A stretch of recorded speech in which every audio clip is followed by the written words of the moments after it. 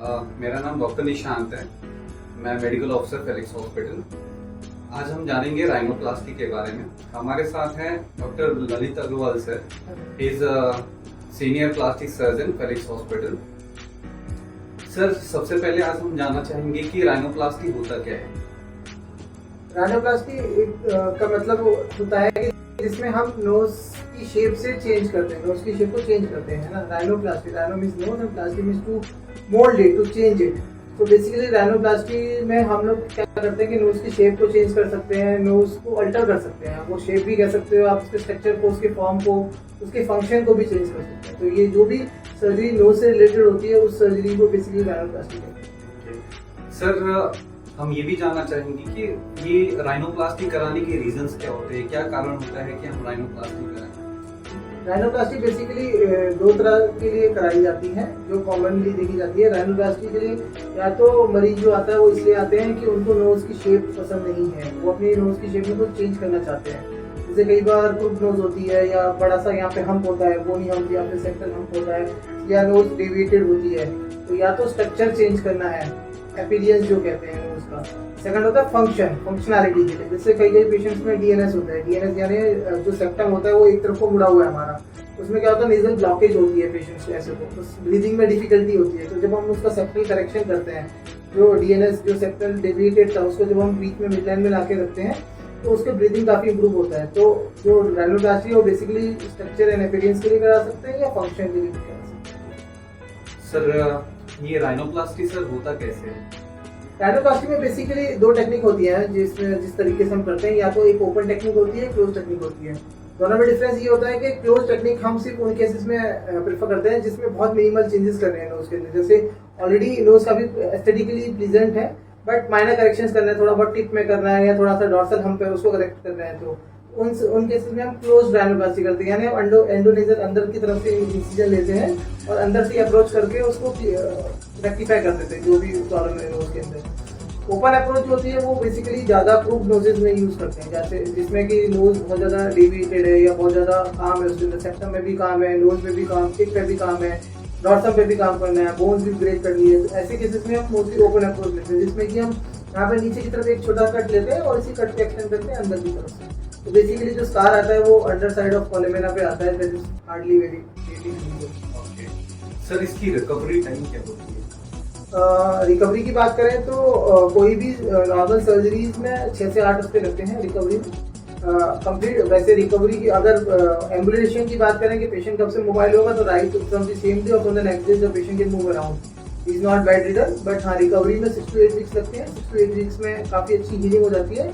अगर हम final results की बात करें तो 3-6 महीने भी लग जाते हैं, कई बार 1 साल भी लग जाता है for the complete swelling to subside.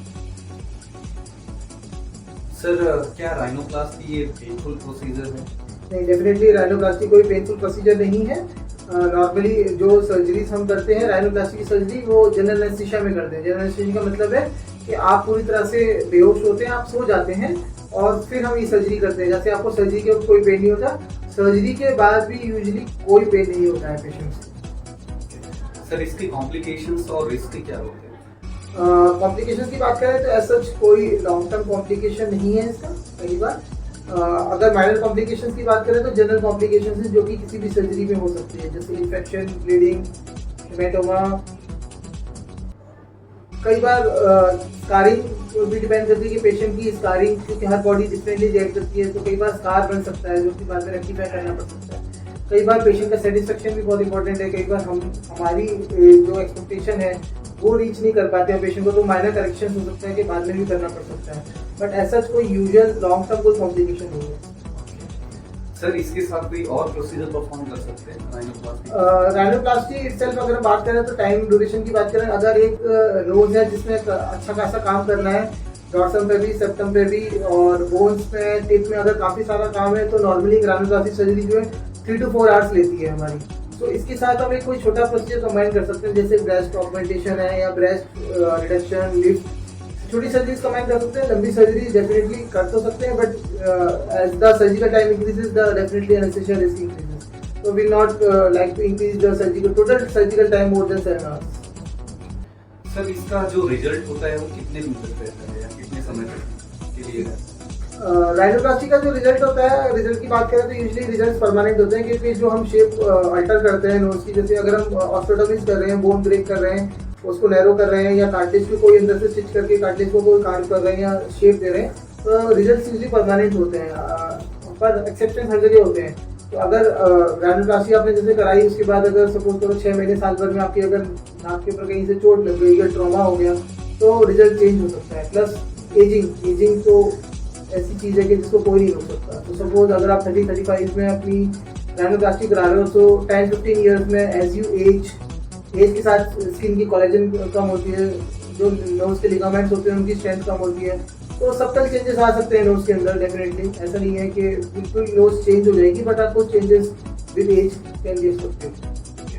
Sir ये क्या इंश्योरेंस में कवर करता है राइनोप्लास्टी? इंश्योरेंस का बड़ा ही कंट्रोवर्शियल इशू है, क्योंकि अगर हम कॉस्मेटिक रीजन के लिए राइनोप्लास्टी करा रहे हैं तो डेफिनेटली वो कवर नहीं होगा। बट हाँ, अगर हम किसी फंक्शनल इशू की वजह से करा रहे हैं, सपोज ब्रीदिंग इश्यूज है या सेप्टम हमारा डेविएटेड है, एक तरफ को सेप्टम है, या टर्बिनेट्स कई बार हाइपरट्रॉफी हो जाती है, तो उन केसेस में अगर हम नेजल सर्जरीज करा रहे हैं तो डेफिनेटली वो इंश्योरेंस में कवर होते हैं। बट अगर हम किसी कॉस्मेटिक रीजन से अगर राइनोप्लास्टी करा रहे हैं तो डेफिनेटली वो कवर नहीं होती। Thank you so much sir. मुझे उम्मीद है कि आप लोगों को बहुत कुछ सीखने को मिला राइनोप्लास्टी के बारे में, जैसा कि हमारे सर ने पूरा हर चीज़ को एक्सप्लेन किया है डिटेल में। और अभी भी आपको अगर कुछ डाउट है तो हमारे कमेंट सेक्शन में जाके कमेंट करिए और आपकी पूरी हेल्प की जाएगी। Thank you. Thank you.